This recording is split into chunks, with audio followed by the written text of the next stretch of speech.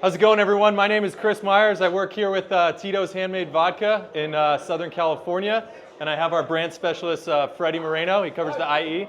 So wanted to just come tell the Tito story and try some Tito's versus some other vodkas, and also do a little charity give back. So maybe you'll learn something about Tito's that you haven't before. Feel free to ask any questions and anything like that. So we'll get started. So Tito's background, yes, Tito is a real guy. Him and his wife own the company still. His son just started working for us. He's area manager out in New York. He worked here in SoCal with us. They had him start, working in the warehouse, chain grocery stores, liquor stores, everything like that. And so it's kind of still keeping the family way going. But here is Tito Beverage, Burt Butler Beverage. The second is a mouthful. But he grew up in San Antonio, Texas, where they called him Little Burt or Bertito by his friends and neighbors. And then before making his way into the vodka business, he went to University of Texas, where he studied geology and geophysics. He wanted to be a Texas oil guy. He went on to pursue careers in oil and gas, tried his hand in the mortgage business. He was good at science and math and everything. Mortgage rates went up. He lost his business. He tried to start his own oil company, Uno Oil. He was the only employee ever. So that didn't work out. And all while doing this, he would buy cheap vodka and infuse it and give it to his friends as gifts. Plastic bottle stuff, give it to his friends. He was always the guy serving up cocktails at parties. And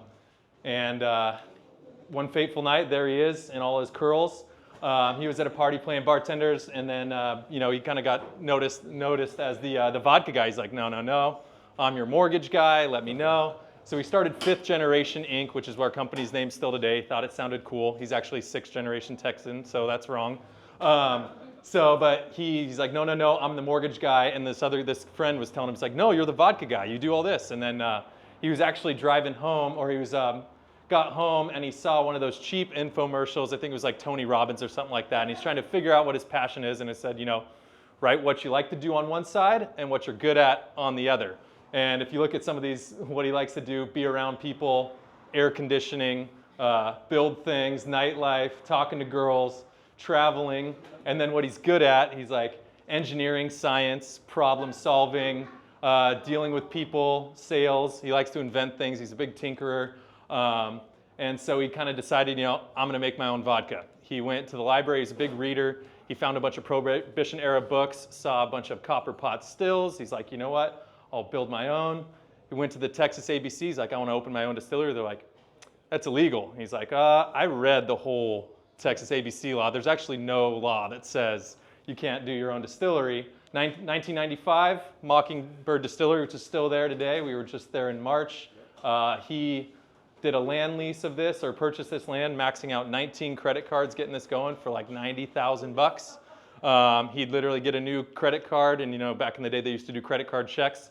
So he'd get the check and literally pay off the previous one before the new card even came in. So he maxed out 19 credit cards. This is a one-room shack. He used Dr. Pepper kegs, built his own copper pot still, and then he tried to figure out the perfect recipe. He tried over 70 different vodkas with his friends. He actually tried to sell some of his infused vodka back to a liquor store, and the guy's like, that's not how this works. He's like, find a vodka, make a vodka so good that you can drink it straight. He's like, don't go with flavors. You just dust the bottles off the shelf. Flavors just aren't it. So then he made his perfect vodka. This is vodka can be made with a lot of different bases, grapes, wheat, barley, grain, fruit, other potatoes.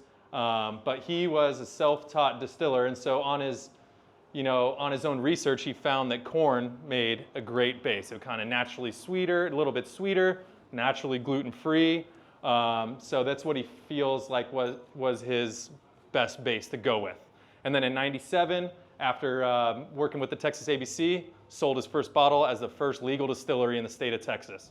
A lot of brands have come out of Texas now. There's a lot of great brands, and they all kind of really thank Tito for kind of leading the way in this charge. So 1997, I already saw one of the 25th anniversary shirts here. So we're on our 27th year this past April.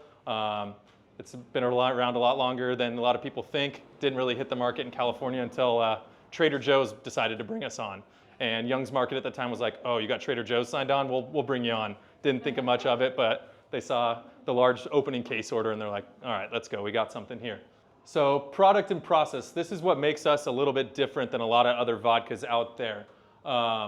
You know, vodka can be made from almost any other base spirit that produces fermentable sugars. And there's some lists on there, you know, a bunch of the different ones that you can do.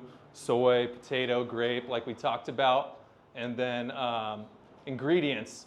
Corn gives the grape flavor, naturally gluten-free. And, you know, it's a lot smoother of a finish, we feel. It's not as much of a burn. Some people like the burn. That's their preference, but we feel that corn makes the best base.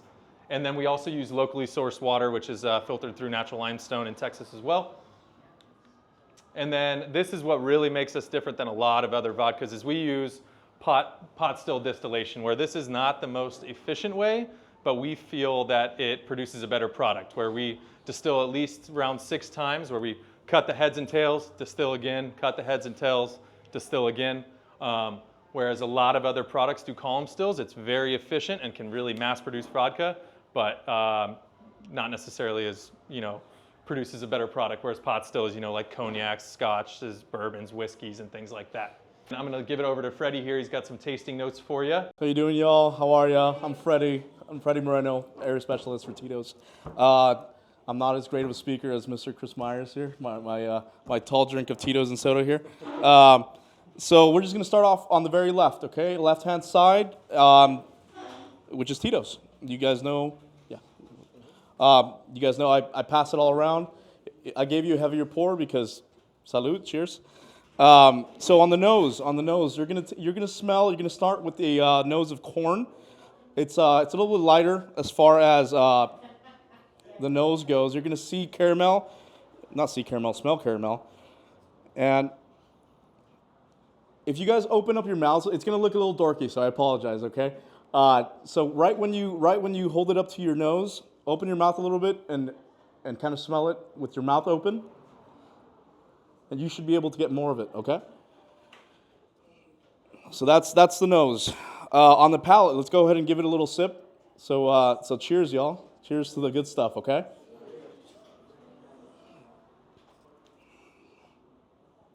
So palate, extremely smooth, soft.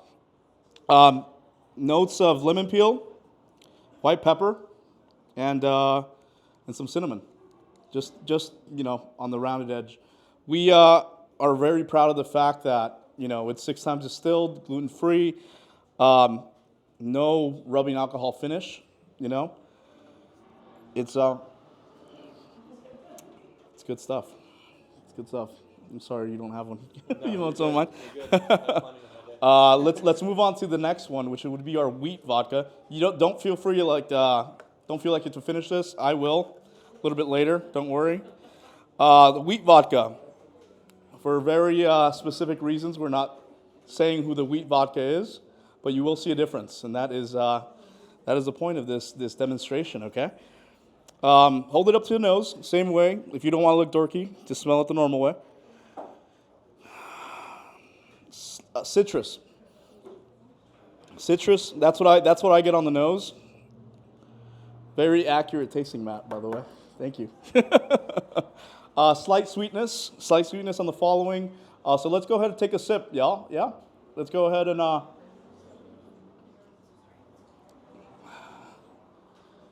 Yeah, so that's different. Can y'all agree? It is a little bit. Is it a little harsh? You know, you can definitely tell the difference between corn and wheat, right? Yeah. It's on the nose. It's not as sweet. It's not as, you know.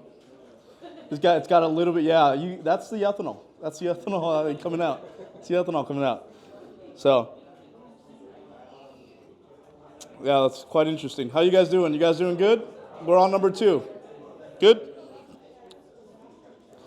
All right, y'all. So let's move on to the third one. Here we go. The wheat barley vodka.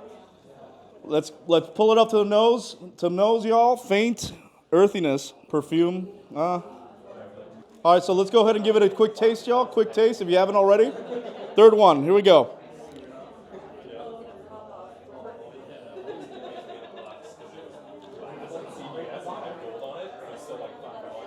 All right, this one, guys, this one by far I think is the most different.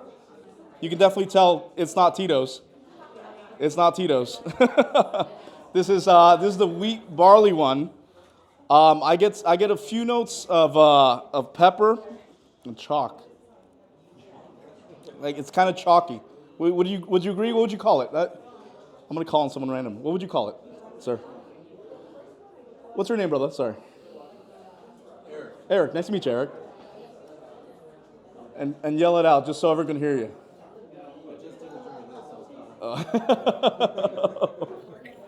I definitely got the chalk. It's got that dry. Yeah. That Yeah, dry I agree. after. That's what I think the dry fruit, the finish. Yeah. So yeah, that goes our demonstration. Sorry it was short and sweet. That's who I am. So that's how my demonstrations are. This is what really kind of kicked us off. You know, we started in '97, but we started going to some spirits competitions, and the real thing that kicked us off was the unanimous double gold in San Francisco World Spirits, and then we are kosher and also gluten-free. And what sets us apart, we have our whole separate charity arm, which some of you may have been to some of our charity events or held some at your bars or restaurants, but we, it seems as though we're an events company that sells vodka on the side now. When I started with Tito's, I started in the events side, and in California alone in 2019, we helped in some way, shape, or form to over 1,000 charity events in just California. And now we're at, we're matching or pre-COVID numbers now as of last year. And so it's been really great and rewarding. Tito loves to give us the freedom to go do what you love and slap a Tito sticker on it. So it's been a lot of fun to have that freedom and to do stuff like that. We have some fun stuff like our golf bag company Vessel that we get. They're kind of like Tom's Shoes where it's like buy a bag, they donate a school backpack. And they gave us a call at the end of last year. They're like, hey, what are you guys gonna do with your 3,000 backpacks? We're like, what? Well, we're in California, you're in California. We got to figure out some ways to donate. So that's kind of the give back we're going to do. This is going to go to Project Hope Alliance in Santa Ana, helping homeless children with school supplies for the next year. So before y'all raffle, you have to Yeah. build a couple backpacks. Yeah, we got 100 backpacks that we needed packed, so everything's going to be one of each, except for the folders. That's going to be 5 on the very end. But another big thing, this is just kind of spread the love.